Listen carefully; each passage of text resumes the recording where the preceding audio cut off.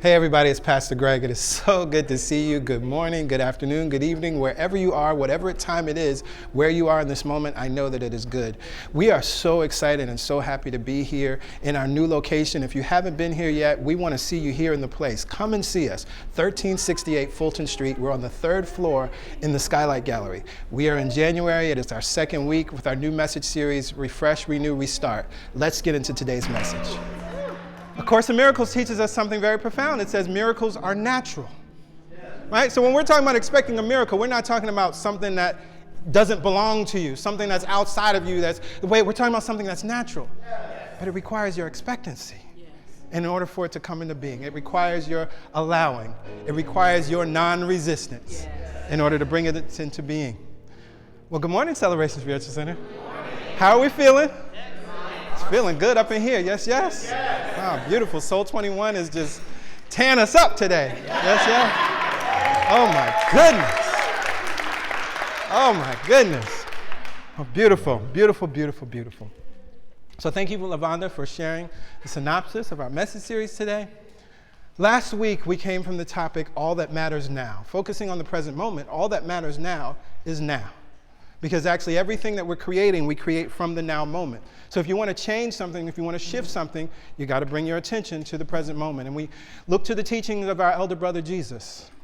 Strive for the kingdom and its righteousness, and all of these things will be added unto you. The kingdom is the present moment, and we broke down why that is true. And so if you missed that message, please go back to it. But we're going to move forward. We're still talking about the present moment. And I want to bring some more practical ideas and tools, as well as talking about the abstract idea of the present moment, because it's something that we can't hold on to, right? It's something that's ever evolving, ever moving. We're in now and we're in now. It almost feels fleeting, right? Because you can't hold on to it, but that's why we have to understand it so that we can always be in it, right? At all times, always be focused on it. And so it took me to a passage that from Asking and Is Given, Jerry and Esther Hicks, chapter 7. And it's a passage that I used last year when we did our series on Asking and Is Given. I kind of focused in a different way, and so I want to look at it, one particular part of this, a little closer. And so again, this is at the end of chapter 7, and Asking and Is Given. And Abraham says this: "One who is an observer thrives in good times, but suffers in bad times, because what he is observing is already vibrating. And as he observes it, he includes it in his vibrational countenance. As he includes it, the universe accepts that as his point of attraction and gives him more of it. So the better it gets, the better it gets. Or the worse it gets, the worse it gets. While one who is a visionary thrives in all times." Interesting. The better it gets, the better it gets. The worse it gets, the worse it gets, while one who is a visionary thrives in all times. And I used that piece in that message last year to highlight this one point, that when we're talking about someone who's an observer, as Abraham says, who thrives in good times but suffers in bad times, an observer is a person that's either living in the, as we talked about last month in visioning, one of those first two stages, right? They're either living in the stage of victimhood, that life is happening to me, or they're living in the second stage, that life is happening for me. And the reason why we must understand that that's still a problematic stage is because if life is happening for you, that means there's someone outside of you doing something for you, right? But the stage 3 and stage 4 move us into the through me and the as me stage, which is where your pure power is, right?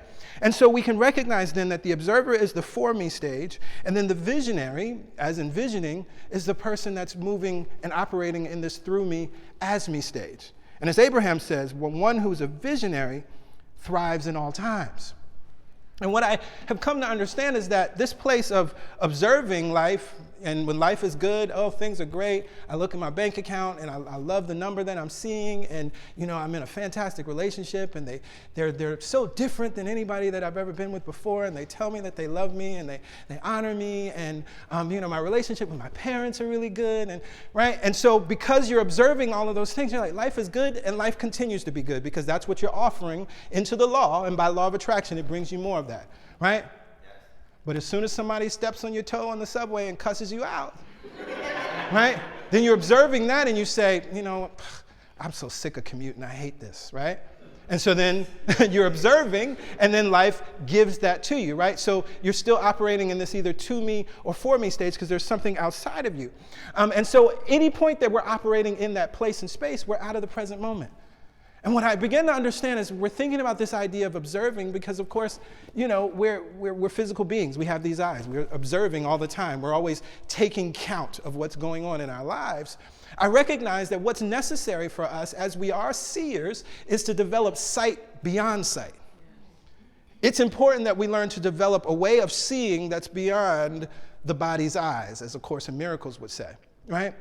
And I want us to understand, this is a profound concept to me, but I think it's important for us to understand why this seeing is possible and why it's necessary. Now, we know that every cause has an effect. Yes, yes? If you study the Kabbalion, it goes deeper. It says that there's no such thing as chance.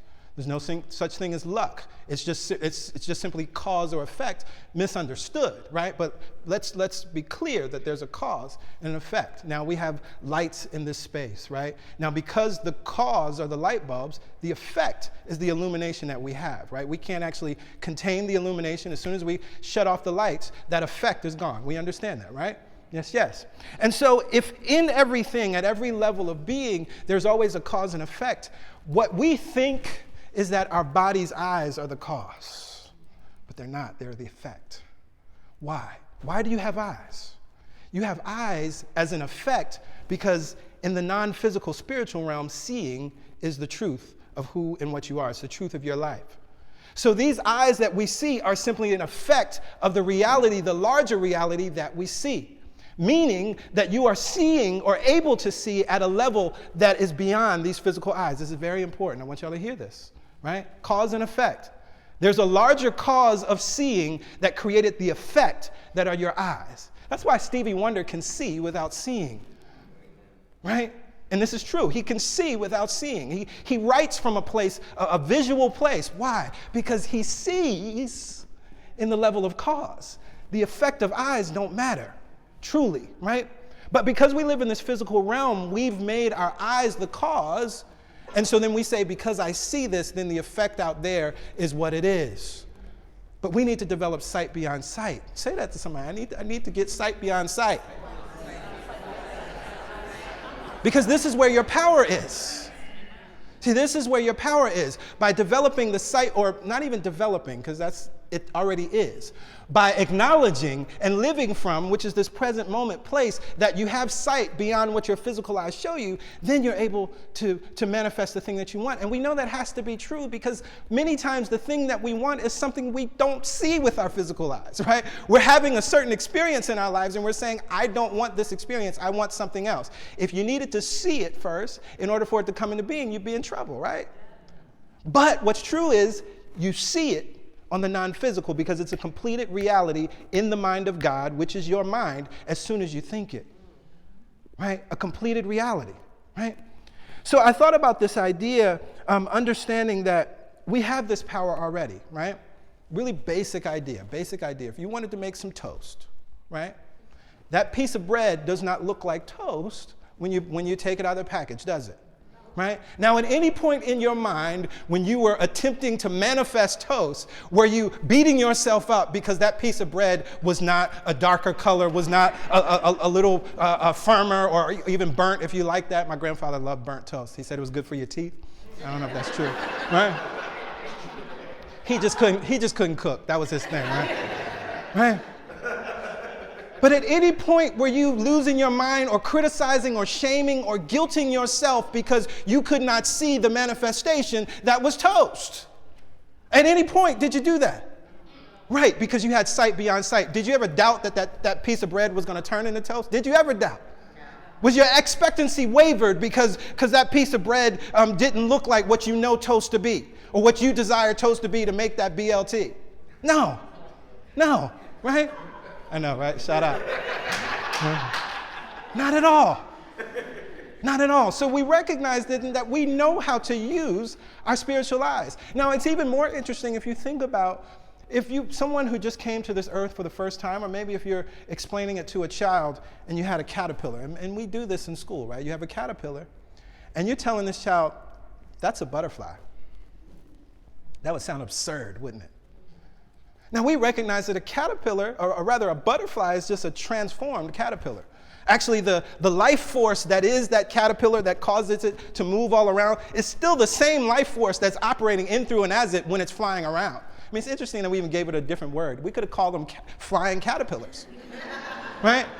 Which would have brought our mind to the reality that it's still the same thing, right? But if someone had never experienced that, if someone had never learned that or seen that, they would think you were crazy, right? That this little green thing that's inching around is going to turn into one of the most magnificent creatures, insects, that we know. We love butterflies, right? Most of us do. Pastor Yolanda does, right?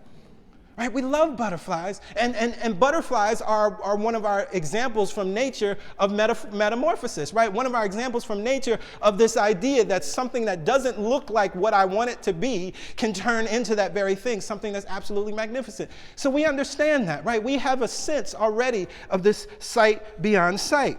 And so when we talk about developing sight beyond sight, what we're talking about is a way of seeing that's beyond our body's eyes. Many times, if it's not our body's eyes, then maybe it's our neighborhood's eyes. Maybe it's our culture's eyes. Maybe it's our family's eyes. I need to develop sight beyond sight. And so as I thought about that, I recognized then that what we need then is really to get into this place of developing powerful beliefs. And later on in this section that I shared from Abraham-Hicks, Abraham says this: as things begin to manifest around you that match the thoughts you have been holding, you now develop stronger and stronger vibrational habits or proclivities. And so, your once small and insignificant thought has now turned or evolved into a powerful belief. And your powerful beliefs will always be played out in your experience. And so I recognize then that in order for us to create sight beyond sight, we have to learn and understand how to create powerful beliefs. Yes, yes? Now, the thing I love about beliefs, Abraham is really clear. A belief is simply a thought that you keep thinking. A belief is not fact. A belief is not fixed. It's just a thought that you keep thinking, which is incredibly important if you think about that for a second, right? Because that means anything that you've been thinking over and over and over again, that's what you believe. And that's the truth of your life, right? This is why we said our word is our law. Your word is working for you. That's the truth of your life. And so if you want to develop sight beyond sight, then it's important that you learn how to develop a powerful belief. And so it took me first to Napoleon Hill, Think and Grow Rich. I love what Napoleon Hill says, right? Whatever a mind can conceive and believe, it can achieve. And we keep coming back to these same words, right? Expectancy, expectation in that formula, thought with emotion, plus expectation, that's our desire or belief. Whatever a mind can conceive, that's the thought with emotion. That's the first part, right? But thought with emotion is not enough. You got to bring your belief to it, which means you got to keep thinking a thought around that thing. You got to keep thinking a thought around that possibility. And so in Think and Grow Rich, what Napoleon Hill offers us is that we develop that desire. He calls it a white hot heat of desire, right? And we can develop that through affirmation, or what he calls autosuggestion, which is essentially speaking that word unto yourself over and over again, right? You want to be an astronaut? I am an astronaut. Speak that word every day. Now, further, if you look at Think and Grow Rich, what Napoleon Hill offers us to do is to create a statement of desire. A statement stating what you will have, what you will do, what you will be by a certain date, and what you will give in exchange for it, because we recognize the law of circulation, that there's always a giving and receiving, right? And so by taking that statement of desire and reading it every day with emotion, he's clear about that, again, thought with emotion, right? What a mind can conceive. You read that every day with emotion, you're reprogramming your mind. You're thinking that thought over and over again. And it's very interesting what can happen. We see that with children, right? If you tell a child over and over again that they're worthless, they will take that thought and begin to perform in that way. But if you tell a child over and over again that you can be anything you want to be, you can set your mind to anything and you can bring it into being. If you tell them that over and over again, they're going to do it, sometimes unconsciously. I think about that so often. My dad sat my sister and I down, and he shared what he called the principles, right? And essentially what he told us was that we could create anything we wanted, right? He said, I may not be able to give you millions of dollars, but if I can give you this, you can create the millions, right? Now, we took that and we played a game. That whole summer was awesome because we played a game and we manifested bikes and trips and all these cool things, right? And then we forgot about it because it was just a game that we were playing, right? But that it had been implanted within us. And so we can look back at our lives now and understand that, oh, we had that belief going on. So we were able to just believe that we could do things and manifest things and create things and bring things into being without understanding what we were doing deliberately. And so all we're doing here and now is learning how to do that from a deliberate place, because you're always creating. You're always using this formula, either for your good or to create things that are unwanted. So you can use affirmation. Louise Hay is another teacher that's very clear and very big on the use of affirmation. She even uses mirror work, right? Looking at herself in the mirror every day and speaking a word into herself, right? Taking that word that you are worthy, you are powerful, you are courageous, you are safe, there is nothing wrong with you, you are not the events of your life. Whatever that thing is for you that you need to believe, that you want to change or transmute to create your sight beyond sight, you can stand in front of the mirror. That's been ridiculed by many, right? We know the Saturday Night Live skit, that was done. It was ridiculed, but we know the power in it. Yes, because we understand the principle. So this is one way that you can begin to develop a powerful belief in order to create sight beyond sight. Now, another way we can do this is through affirmative prayer. Right? And we already announced that the prayer class will start again in February. And so I invite you to come to this class if you haven't learned the 5 steps of affirmative prayer. Right? Now, what affirmative prayer is it's also known as spiritual mind treatment, which you'll hear that term, that phrase, in The Science of Mind by Ernest Holmes. Right? And what it is, it's literally treating your mind. It's because, again, the truth is always the truth. The universe, God, in the mind of God, you are wealthy, you are abundant, you are safe, you are worthy, you have everything you could ever possibly need. But because it is loving, it cannot force even the good into your life. You have to allow it. You have to create the container. So what we do through affirmative prayer is convince or shift or change or transform our own thought to accept the reality of healing, the reality of transformation, the reality of wealth, of prosperity that is seeking to come through and express in it as your lives, right? And so the 5-step process is very easy. God is. Who and what is God? You have to have a relationship and understanding of what God is, that it's not a shaming, judging, guilting being, right? But it's actually an unconditionally loving presence that lives in, through, and as you, just as you live, and move and have your being in it, right? But then we go from there to the I am. Because if God is and you are one with God and you are an individualized expression of God, then all that is true of the Creator is true of me. And so you got to come to that place of understanding that in order to bring the things that you want into being, because any other thought other than that says that you can't have what you want. Because you're limited. You can't have what you want because you're human. You can't have what you want because you made a mistake. You can't have what you want because you were born here. You can't have what you want because you're too short. You can't have what you want because you're too tall. You can't have what you want because you weigh this number. You can't have what you want for all of these different reasons, right? But if all that is true of the universe, source, spirit, God is true of you, you can have any and everything that you want. It's actually already yours, right? And then from there, we go to the I have or I now have place. That place is speaking and affirming, not asking, not begging, not wishing, not hoping. You don't have to ask God for anything. You simply know that I now have this thing that I desire. I have the $40,000 that I need.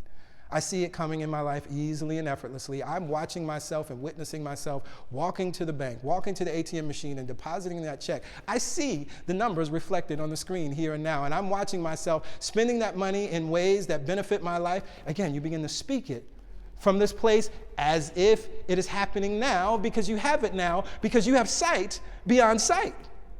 You're speaking from that, from your true eyes, from your true seeing place. And that's why you can say, I now have. Right? And you begin to call on that faculty of imagination, which I love, and we'll talk more about it in the class. It's my favorite thing, because it's just like you get to paint a picture of whatever it is that you want, using that superpower of imagination to create what it is that you desire, right? And then we go to gratitude. Gratitude, not on my knees, oh, thank you, big God, for giving me this thing. That's not what we're doing. The way I love to explain it is, if you went to purchase a car and you go through the process, you test drive the car, and then you negotiate the price and what's going to be in the car and all of these things, you're excited, you're happy, you got your keys, and do you shake their hand and say thank you? Of course you do, right? Not because they're some big benevolent person that bestowed something down on you, but because of the exchange of the receiving, you say thank you. You stay in this place of gratitude. You celebrate the good that's in your life. That's where the gratitude place is in prayer, right? It's not you didn't have to do it, but you did. That's not it, right? I grew up with that. Thank you, God, you didn't have to do it, but you did. No, that's not what it is, right? It's a place of thanksgiving and gratitude, recognizing that you're in relationship with this thing that seems larger than you, but is you, is a part of you, and loves you unconditionally. And then you release. Yes. You release it back into the law, back into the mind of God, and you let it go. Right? As I talked about that story last week with Pastor Yolanda and I. We prayed the prayer, and then we went back to work. We didn't worry about where that money was coming from. We didn't think about it. We weren't scared. We weren't checking things every 5 minutes to see if something was going to change and wishing and hoping somebody would call. And again, using our body's eyes. Well, I don't see it. Well, I don't see it. We used our spiritual eyes, our real eyes, our true faculty of seeing, and we rested. Right? And we rested. That's what the release is. Now, many times with spiritual mind treatment, you may have to do this over and over again. Why? Well, Abraham said, a belief is a thought that you keep thinking, right? And so if the thing that you desire is not here in your life right now, that means that you've been thinking a different thought, right? And so you have some momentum around that. So you start this new moment, this new prayer, and you start to create momentum around that. Again, so this treatment, you can do it every morning. You can do it twice a day, 3 times a day, whatever feels good for you, right? As long as you can stay in and create this feeling of expectancy.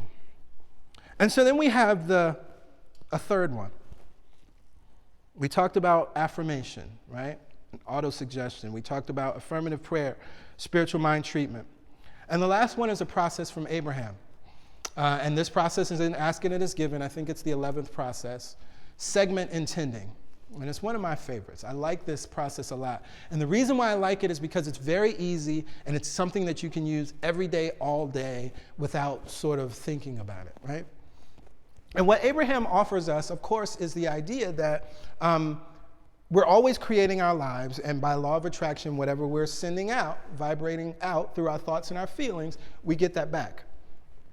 And so with segment intending, we can break out each moment of our day and set an intention for that moment.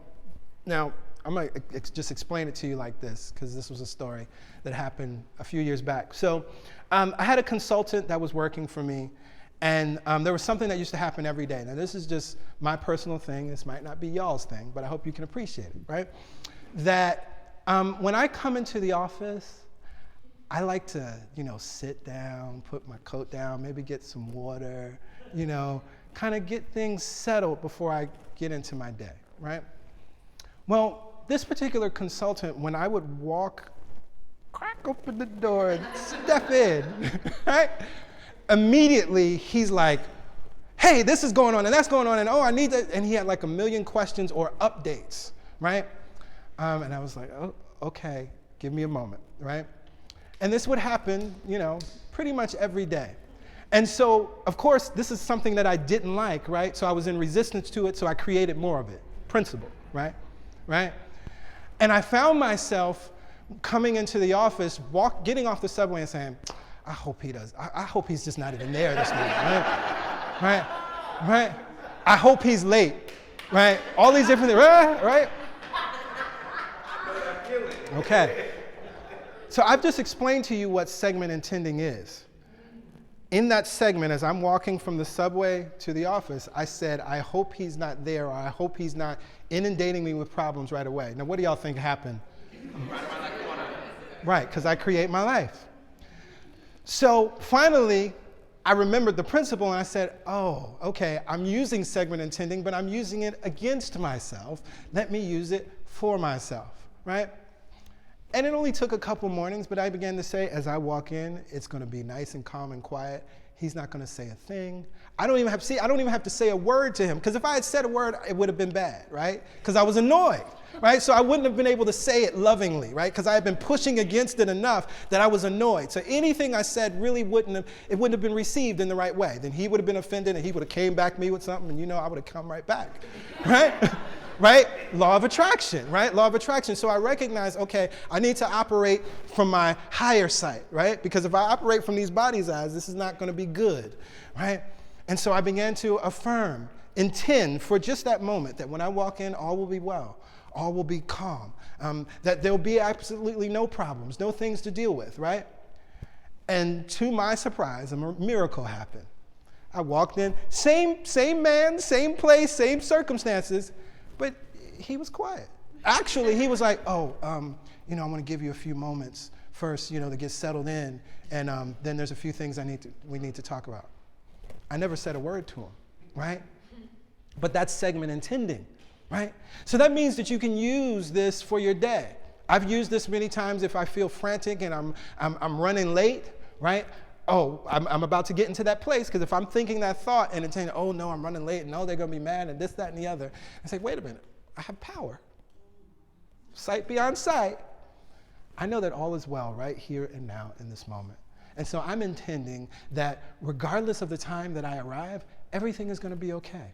I'm intending that actually, because time is an illusion, I can skip forward in time and still be there on time, even though I'm late right here and right now. Has anybody ever experienced that? Yeah. You can collapse time. I don't know if you knew that, right? I'm still amazed at when it happens, right? But you can be running late and still be on time, right?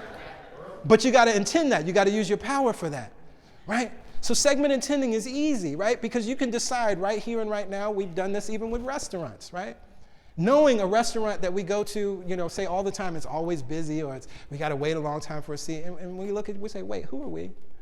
Okay, when we walk in, there will be a table waiting, ready, and available for us, right? And all will be well, right? But again, what do we normally do? We normally say, right, thank you, we go for the negative. I hope that person isn't there today, right? Segment intending, right? And of course, when we're there, when we do that, not only are they there, but they're like on 100. Like everything, right? Everything that is the thing is just turned up. Why? Because you created it. You attracted that, right? If you ever want to change a person, change yourself, and that person will change or disappear. Will change or disappear, absolutely. And that's just by law, because the only experience that you're having of that person, you're experiencing your thoughts. Because everybody doesn't experience that person that way, right? And I love thinking about this, right? That when we can look at people, and you can have two people have a completely different experience of that person. It's like, that person is mean and evil, and the other person's like, oh my God, they're the kindest person I've ever met in my whole life, right? Why is that? Because it's about whatever we're vibrating, that's what we get back, right? And so this is how, this is, to me, the courage that we can demonstrate to begin to actually transform relationships, right? So often, we're quick to, cancel relationships. And I'm not just talking about romantic relationships, all relationships, right? We're quick to just end it. We're quick to cut it off. We're quick to say, oh, they don't get it, or they don't understand, or they're not on my vibration, or all of these different things, right? But the truth is, every person in your life is a reflection of your thoughts. You created them. They're in your universe, right?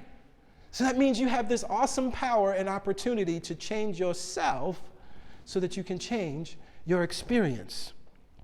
The other thing I want to note here with segment intending, Abraham offers when you can use some of these processes, because if you're too far down in an emotion of anger or depression or guilt, you probably won't be able to access what you need to sort of intend something more affirmative, right? And we can appreciate that, right? I mean, if you're really pissed off, you're probably not going to be able to say, oh, things will be nice with this person.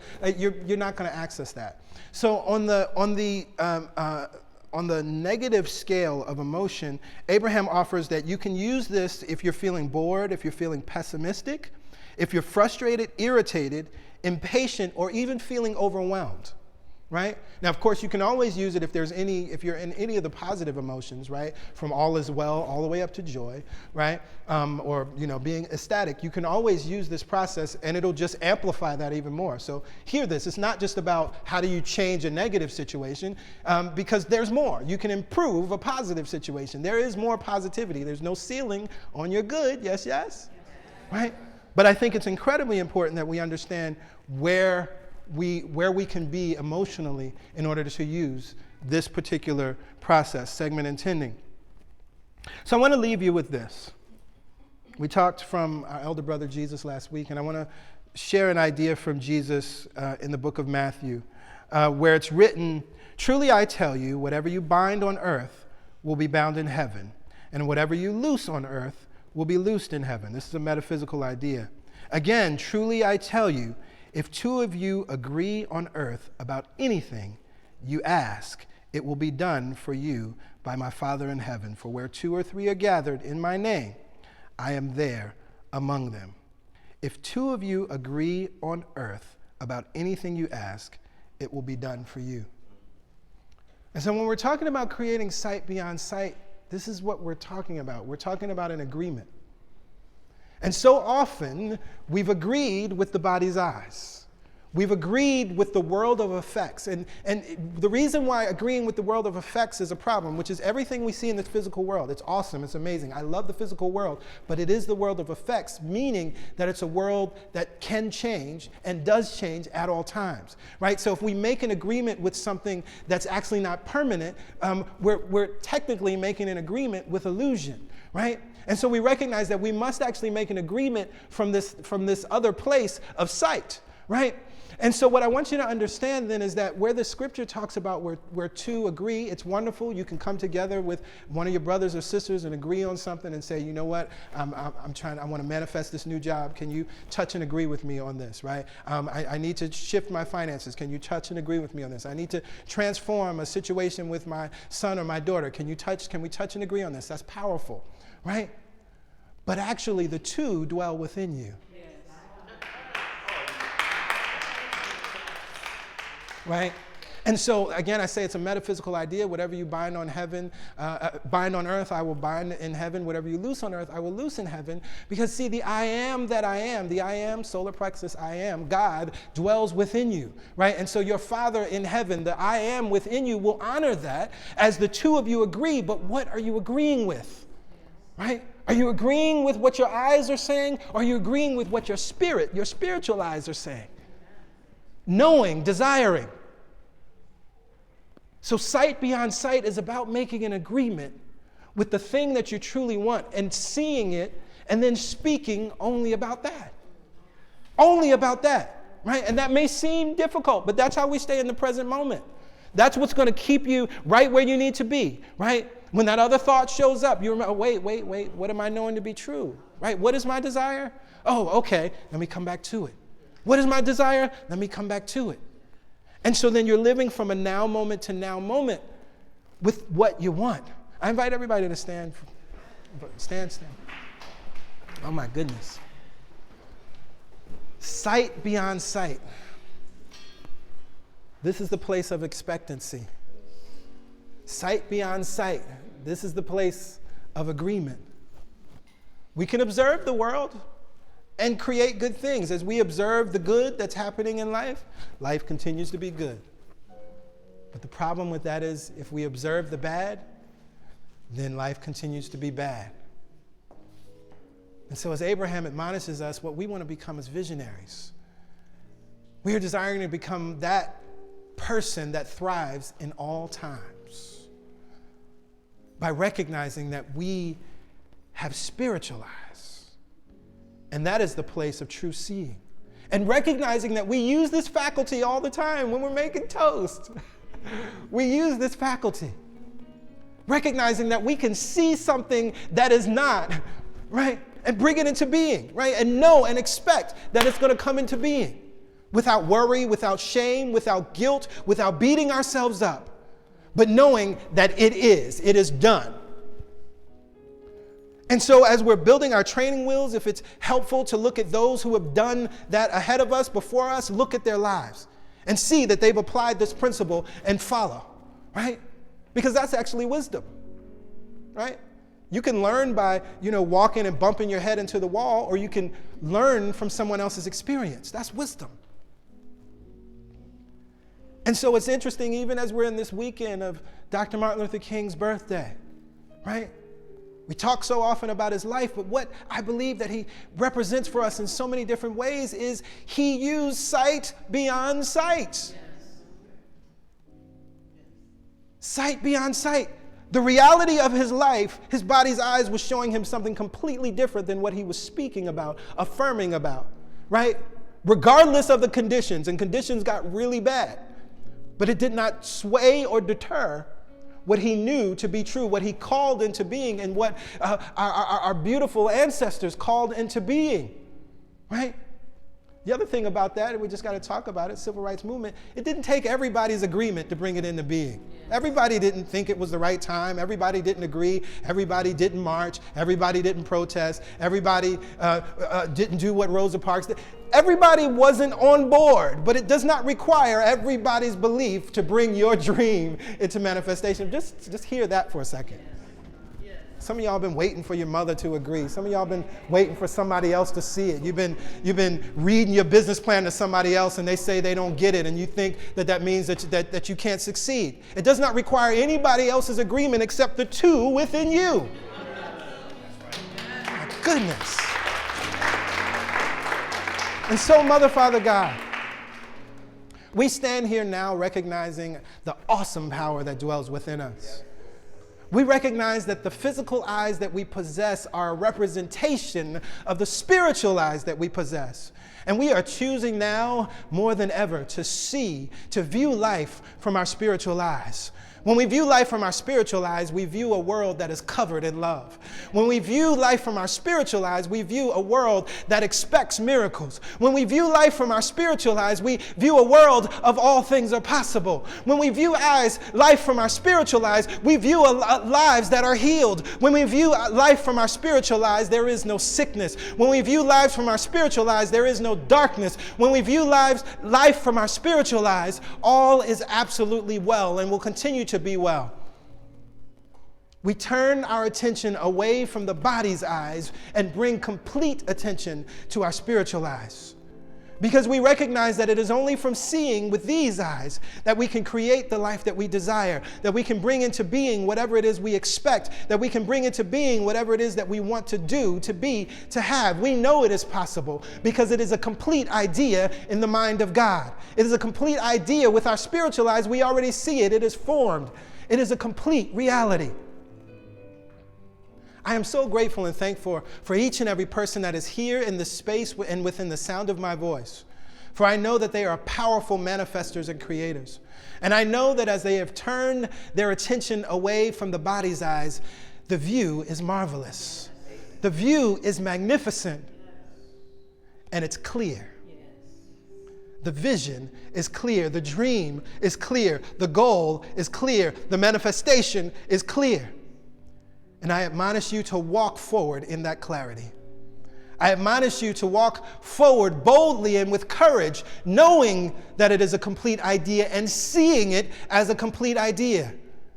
All things are possible. All things are possible.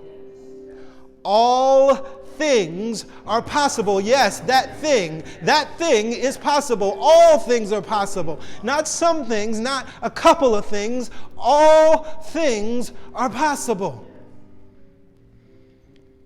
And we stand here now recognizing that we are possibilians. And so we are going to live in possibility and create from possibility. There is no ceiling on your good. There is no limitation that is keeping you from having the life that you desire. And so we release this word now with expectation and with gratitude, knowing that each word that we speak is the law unto our lives. And so it will come forth easily, effortlessly, and magnificently through the path of least resistance. And together we lift up our voices by saying, Amen, Amen. Ashe. Ashe. And so it is. So it is. So it is. Thank you, God. Yes, yes.